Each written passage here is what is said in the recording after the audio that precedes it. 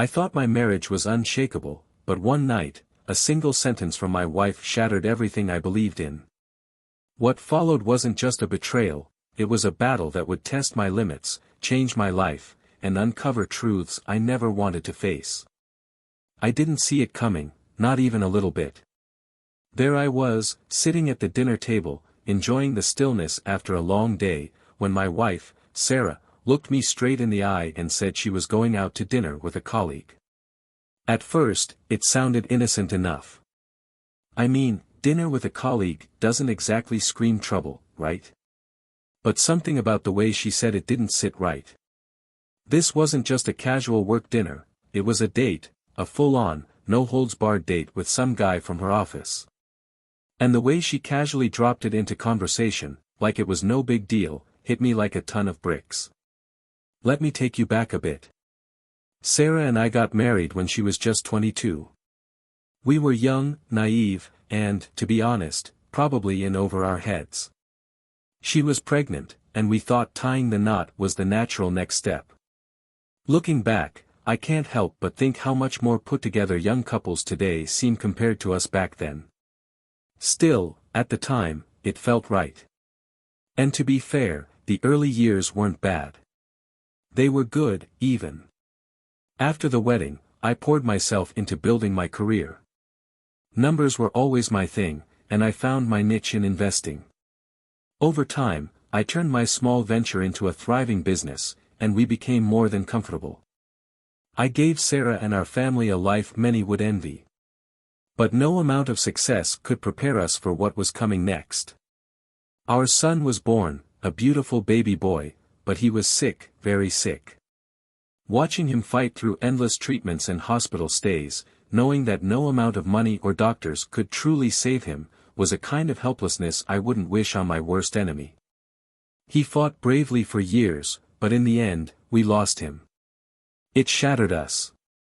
Sarah changed after that. She withdrew, pulling away from everything and everyone, including me. I understood. Grief takes its toll, and we all handle it differently. But this wasn't just grief. She shut me out entirely. We were still married, technically, but emotionally and physically, we may as well have been strangers living under the same roof. I tried everything to reach her. Therapy, vacations, time off work, I threw everything I could think of at the wall, hoping something would stick. Nothing did. For years, she was like a shadow in the house, there, but not really present. Eventually, with the help of psychologists, she started to come out of that dark place. Things got better, though not by much. She wasn't the same Sarah I married, and honestly, I wasn't sure she ever would be. So, fast forward to that night at the dinner table. She drops this bombshell about going out with her colleague. She had the nerve to act like it was completely normal, brushing it off with, "He's just a friend. He's been so supportive. I just need someone to talk to." Yeah, right. It was as if she didn't even realize, or care, what that moment meant for me, for us. I'm not an idiot. This wasn't just about talking. Sarah's whole demeanor had changed, her energy, her morale. It was like she was a completely different person, and all because of him. At that moment, I was frozen. My mind couldn't process it. How do you even respond when your wife casually tells you she's going on a date with another man? Because let's be honest, that's exactly what it was. A date. I didn't want to lose my temper, didn't want to scream or start a fight. So, I did the only thing I could think of, I got up and walked out of the kitchen. I didn't grab my keys, my phone, or even my shoes. I just walked out the front door, leaving her standing there.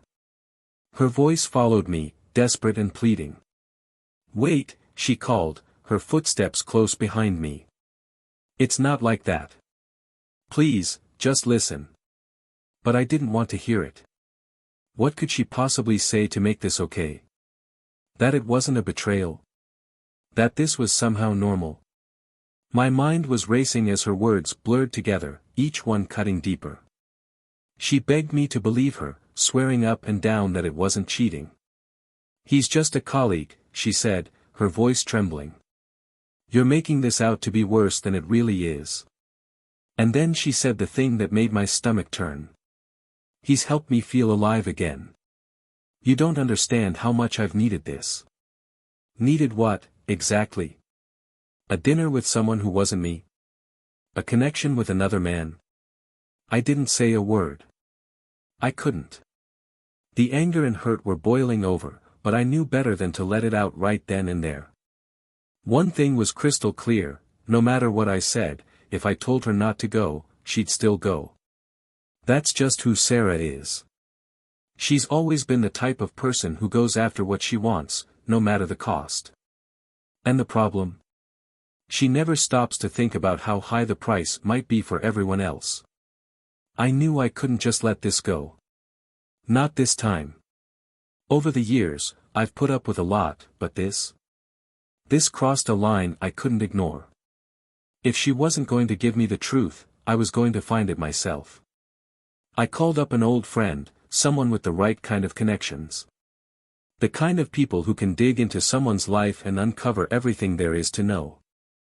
I told him the situation, and he got me in touch with a private investigator. I needed answers. I wanted to know who this guy was, how he lived, what his intentions were. I needed to know where they went, what they talked about, what they did. And yeah, I wanted pictures. I needed to see them together, up close and undeniable.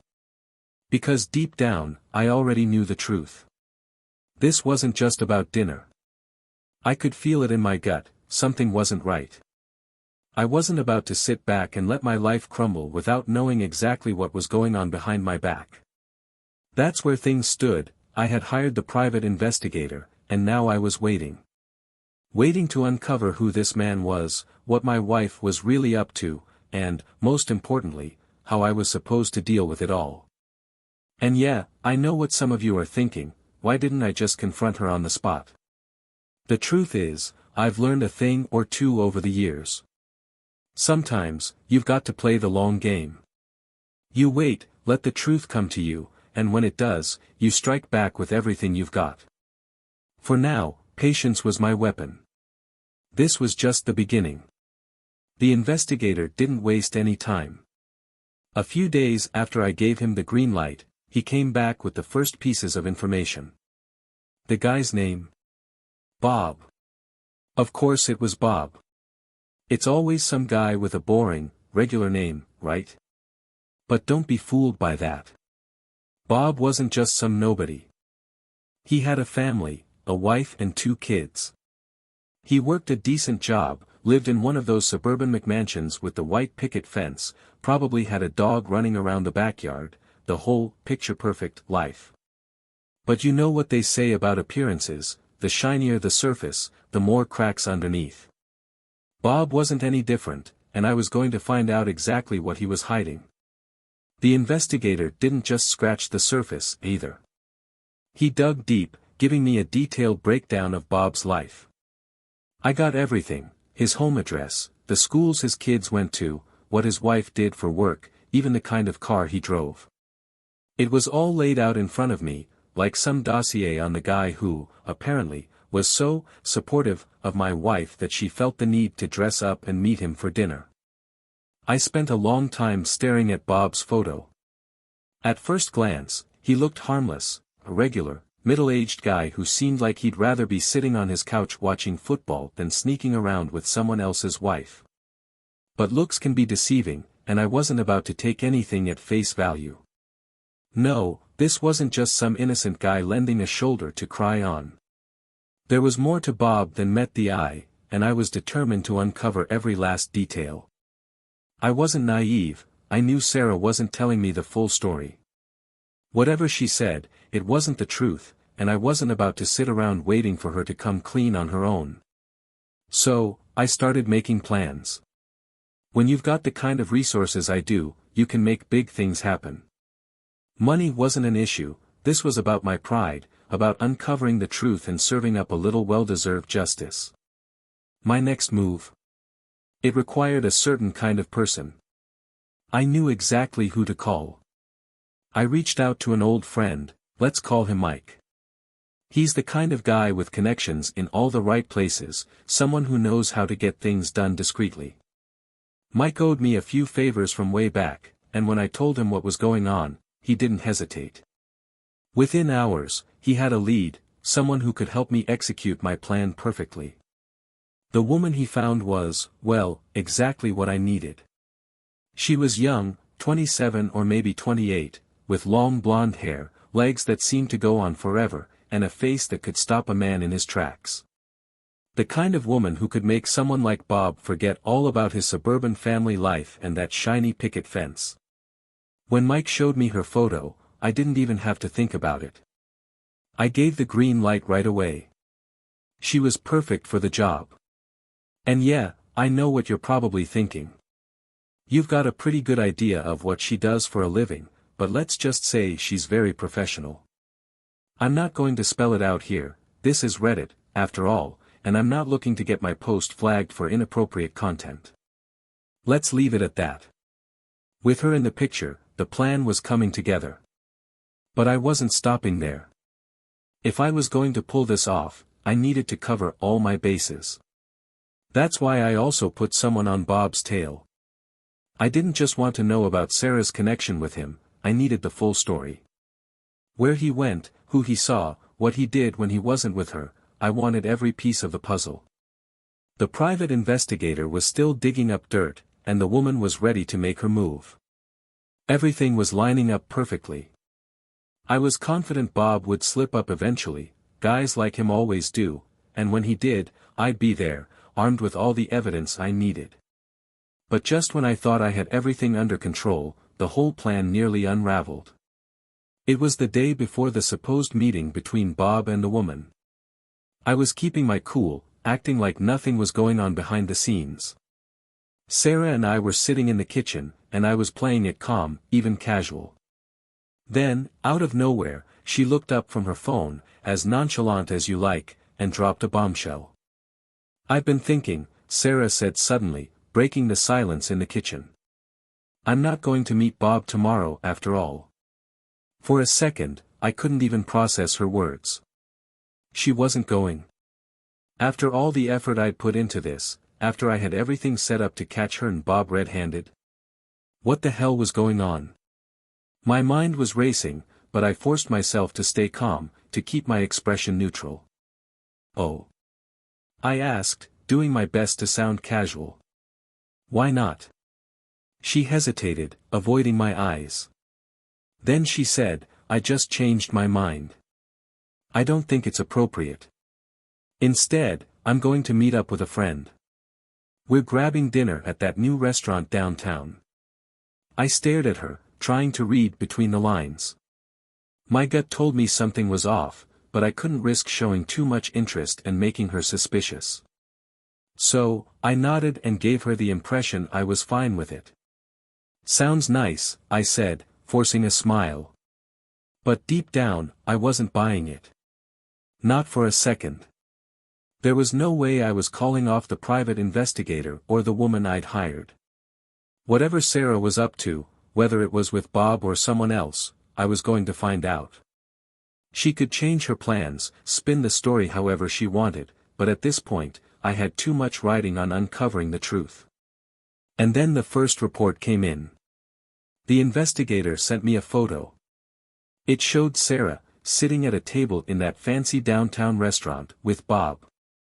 They were leaned in close, looking entirely too comfortable for two people who were supposedly just colleagues. The kind of restaurant they were at, it wasn't casual.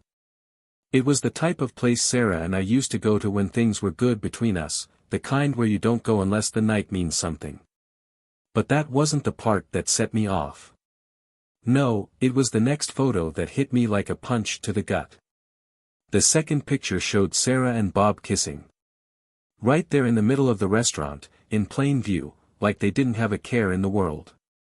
Like there wasn't a husband sitting at home waiting for her. Like everything they were doing was perfectly acceptable. I could feel my blood boiling just looking at it. My hands clenched, my jaw tightened, and for a moment, all I wanted was to storm out and confront them on the spot. But I stopped myself. This wasn't the time to lose control. I needed to stay focused. This was my moment to gather everything I needed. Let them think they were getting away with it. Let them think they had me fooled. Because soon, they'd realize just how wrong they were. I sent the detective the photo of Bob and Sarah kissing, along with some very specific instructions. I'll never forget the rush of satisfaction I felt imagining how it was all about to unfold. This wasn't just a plan, it was the beginning of the end for both of them. The detective showed up at Bob's house and knocked on the door. When Bob's wife answered, she probably assumed it was something routine, maybe a delivery or a neighbor stopping by. What she got, however, was anything but ordinary. The detective didn't waste time with pleasantries. He asked her directly if she knew where her husband was. Of course, she didn't. Bob had told her the same lie he probably used 100 times before, that he was working late and would be home later in the evening. She must have nodded, confused, and that's when the detective calmly broke the news. "Your husband isn't working late," he said. "He's on a date." I could practically hear the chaos that followed. I knew exactly what would happen next. As soon as the detective left, Bob's wife would grab her phone, furiously dialing his number, her voice shaking with rage as she demanded answers. And Bob? The moment he saw her name flash across the screen, his heart would drop. He'd stammer through some excuse, trying to smooth things over, but it wouldn't matter. She wouldn't buy it. Not this time. But that was just the start. This wasn't only about catching Sarah in the act or humiliating Bob. This was about dismantling their worlds, piece by piece. While I sat at home waiting for Sarah, I was already refining the next part of my plan. Sarah thought she could outsmart me, thought she could live this double life without consequences. She didn't realize who she was dealing with. I've spent years building my business, cultivating connections, and mastering the art of control. And now, I was about to use all of that against her. You see, there was another part to my plan, one Sarah never saw coming. The blonde woman wasn't just some random girl. She was the final piece of the puzzle, the perfect instrument for the conclusion I had in mind. If you've been paying attention, you probably have an idea about her profession, but I'll keep the details vague for obvious reasons. Let's just say she wasn't there by accident. When Sarah left for her date, the blonde was already at my house, waiting. She was even more striking in person, dressed in a sleek, form-fitting dress that could turn heads in any room. We exchanged a few words before heading upstairs. Let me be clear, there was nothing emotional or romantic about what happened next. It wasn't passion. It wasn't love. Honestly, it wasn't even lust. It was a calculated move, a transaction, something that needed to be done to close the loop on everything Sarah had started. She was skilled, I'll give her that, but my mind wasn't on her. It was elsewhere, already turning over the next step, the next move. Because when it came to Sarah and Bob, this was far from over. I wasn't really present in that moment. My mind was somewhere else entirely, detached from the reality of what was happening. The sound of the front door opening snapped me back. It creaked, followed by the deliberate echo of her footsteps coming down the hallway. We didn't stop. I didn't flinch. I wanted her to walk in. I wanted her to see every second of it. When Sarah stepped into the room, her reaction was immediate. The scream that escaped her was raw, guttural, the kind of sound that comes from deep shock and disbelief. She froze, standing in the doorway as though she were rooted to the spot, her face drained of color, her eyes wide with horror at what she was witnessing. In that moment, it was as though the foundations of her world were crumbling right in front of her. Then the shouting began. She hurled accusations at me, her voice trembling with anger. She painted herself as the victim, claiming I had betrayed her, that I was the one tearing our marriage apart. It would have been almost comical if it weren't so bitterly absurd. A dry laugh escaped me, harsh and humorless. There she was, standing in our bedroom, screaming at me as though she hadn't just been out with Bob, sneaking around, and acting like she didn't have a husband waiting for her at home. The hypocrisy was staggering. I let her rant, watching as her anger spilled out in waves. She paced back and forth, her hands flying in wild gestures, her voice growing louder and shriller with every word. I didn't say anything, letting her burn through her fury while I stood there, unmoved. Eventually, her anger gave way to desperation. She tried to pivot, scrambling to explain herself. Her words stumbled over each other, half-formed excuses that did nothing to change what I already knew. "You're staying in that room tonight," I said finally, my voice as cold as steel. "It's not going to waste." She blinked, her mouth slightly open as though she couldn't comprehend what she was hearing. I could see the gears turning in her head as she tried to figure out a way to spin this in her favor, to reclaim some sort of moral high ground. But there was no escape for her this time. The truth was out, and we both knew it. Her voice cracked as she tried one last time to lash out, her words barely coherent. "How could you do this to me?" I didn't rise to the bait. My tone remained steady, unshaken. "Don't put this on me," I said. "You brought us here. The distance, the lies, your affair with Bob, it's all on you. Every bit of this is your fault." The fight left her then. She sagged, like a balloon with the air let out. Defeated, she grabbed her purse, her hands fumbling awkwardly as she searched for her phone. Without another word, she dialed for a taxi. She didn't look back. I didn't stop her. I just stood there, watching as she packed her things. I knew exactly where she was going, to that hotel room she had rented for Bob. Only now, instead of spending the night with him, she'd be there alone. It felt fitting, in a way. Filing for divorce was the only logical conclusion. After everything that had unfolded, the lies, the cheating, the betrayal, there was nothing left to save.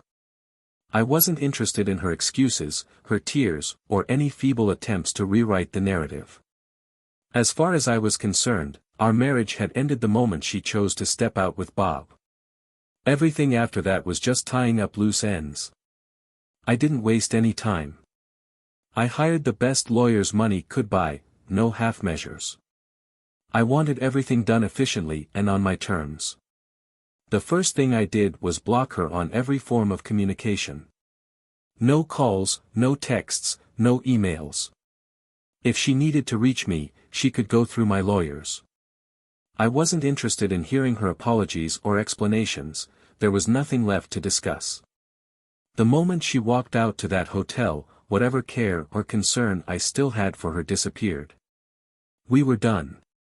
The divorce process, as expected, dragged on. These things never move quickly, especially when there's so much history, so much ugliness to sort through. But throughout it all, Sarah and I never spoke.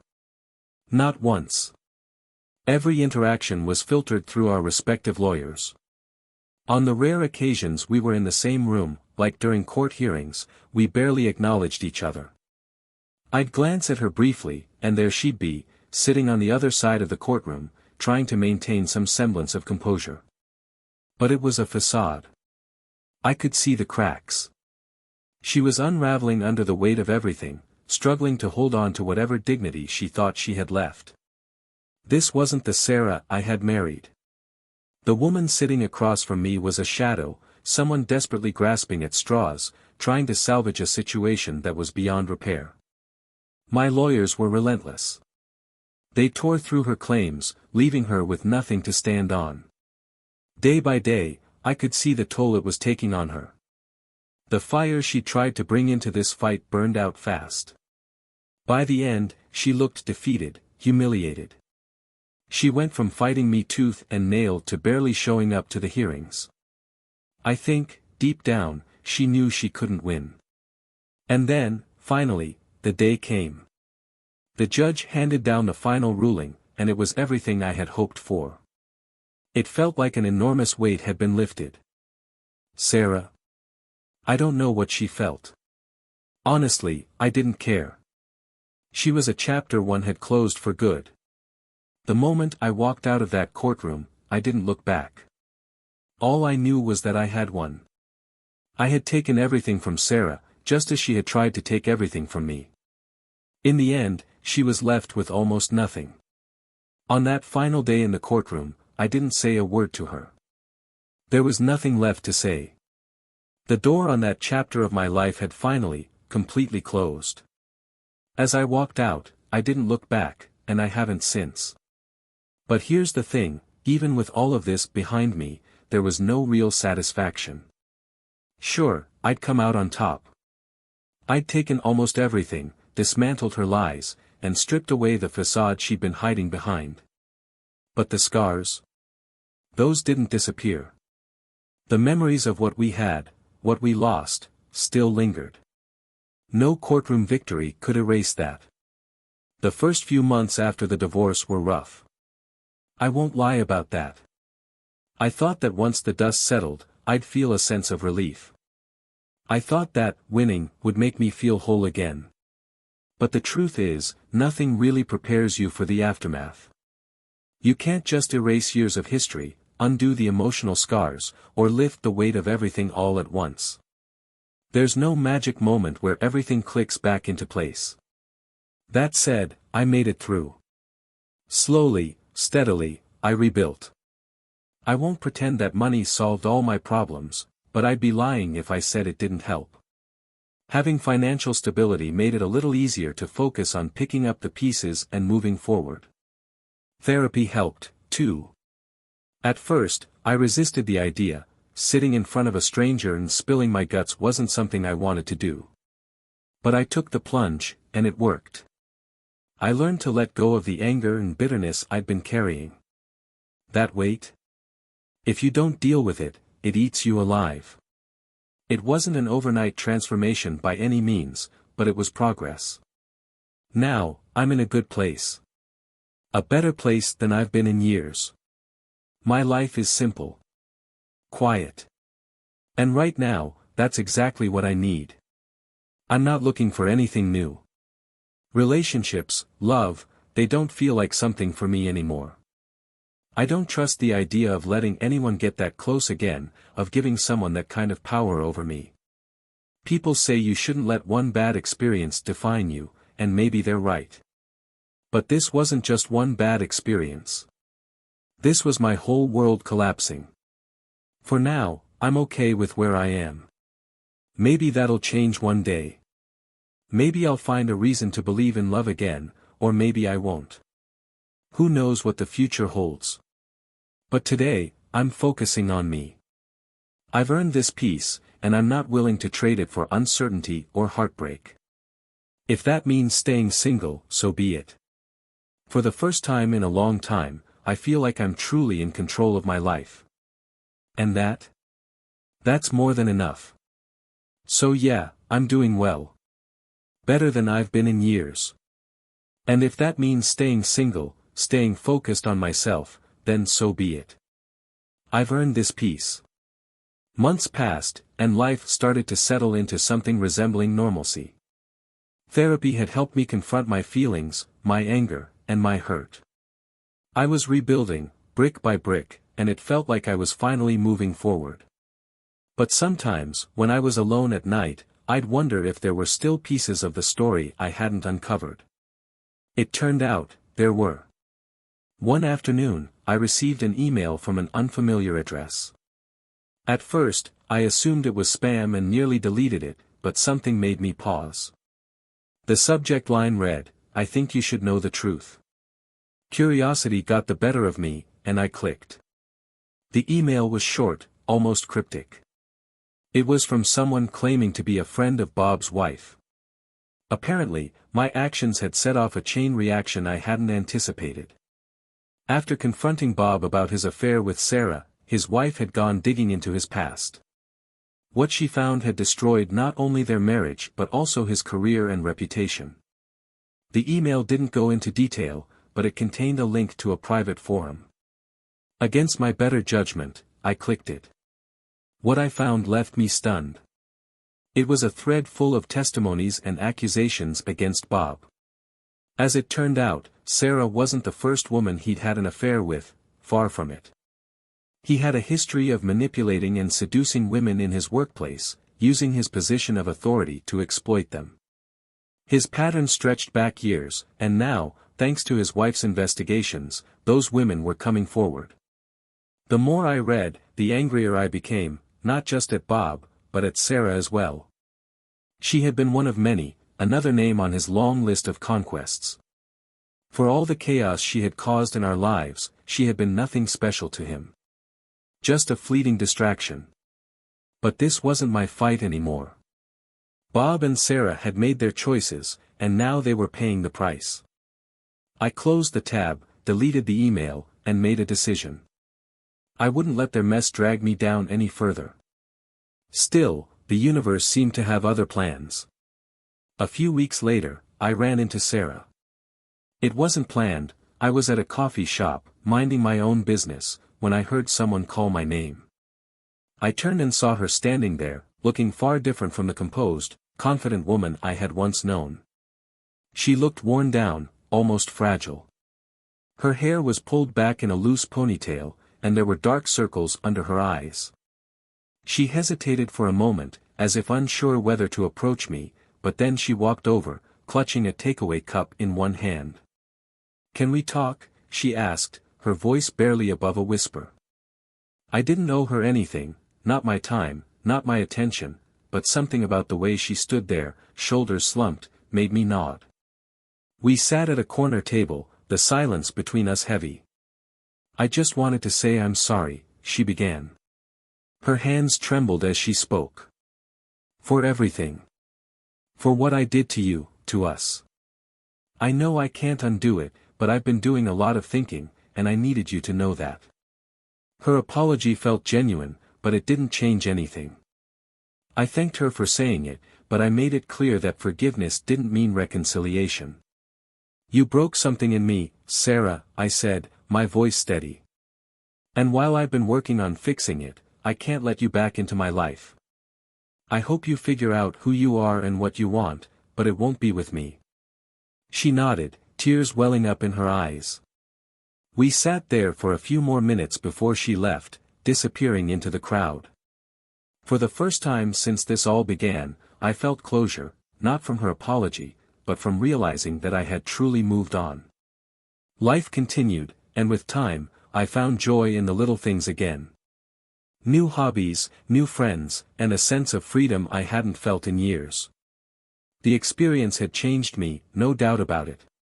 I was more cautious, more guarded, but also more self-aware.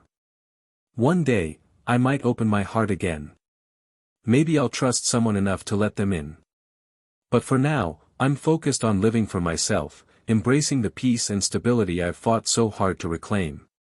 Because sometimes, the best revenge isn't about tearing someone else down, it's about building yourself back up. And that's exactly what I'm doing. Months after my encounter with Sarah at the coffee shop, life continued to settle into a rhythm. I was no longer just existing, I was thriving in ways I hadn't thought possible. My business was booming, I'd taken up traveling to places I'd only dreamed of, and I finally allowed myself to indulge in simple pleasures, free of the weight I had carried for years. But life has a funny way of throwing you curveballs when you least expect them. One crisp fall evening, I found myself at a local charity gala. A colleague had invited me, insisting it would be good to network and unwind. I wasn't particularly interested in mingling, but I figured a night out wouldn't hurt. The event was held in an elegant ballroom, with soft music playing and the gentle hum of conversation filling the space. As I wandered between the tables, pretending to inspect the silent auction items, I heard someone behind me say, "I didn't expect to see you here." I turned, and there she was. Not Sarah, not someone from my past, but a completely unfamiliar face. She was tall, with striking features and a quiet confidence that drew me in immediately. Her name was Lily, and as we exchanged pleasantries, something about her felt different. Lily wasn't interested in small talk. She had a sharp wit, a contagious laugh, and a way of making you feel like the only person in the room. We talked for hours that night, about everything and nothing. For the first time in a long time, I found myself opening up, sharing pieces of myself I hadn't shared with anyone in years. When the night ended, she handed me her card. "Call me if you ever want to grab coffee," she said with a playful smile. For days, I debated whether or not to reach out. Part of me was hesitant, wary of stepping back into the world of relationships after everything I'd been through. But another part of me, a quieter yet stronger part, was curious, hopeful, even. So, I called her. Lily and I started meeting for coffee, then dinner, and eventually, she became someone I couldn't imagine my days without. She wasn't like Sarah. She didn't play games or hide behind a mask of perfection. She was real, raw, and honest, and being with her felt easy in a way I hadn't thought possible. But it wasn't just Lily who helped me move forward. Through her, I started to see myself in a new light. I wasn't the man I was before Sarah, and that was okay. I was stronger now, more self-assured. The scars were still there, but they no longer defined me. One day, as we sat on a park bench watching the leaves fall, Lily turned to me and said, "You're different than most people I've met. You've been through something, haven't you?" I smiled, not out of sadness, but out of acceptance. "I have," I said. "But it's made me who I am today." She didn't press me for details. She didn't need to. And in that moment, I realized that maybe, just maybe, I had found someone who could meet me where I was, not in spite of my past, but because of it. Lily didn't fix me, I had done that work myself. But she showed me that it was okay to hope again, to trust again, and maybe even to love again. Life isn't perfect, and it never will be. But as I sit here now, looking out at the world with fresh eyes, I can honestly say I'm happier than I've ever been. And for the first time in a long time, the future doesn't feel like a question mark, it feels like a promise.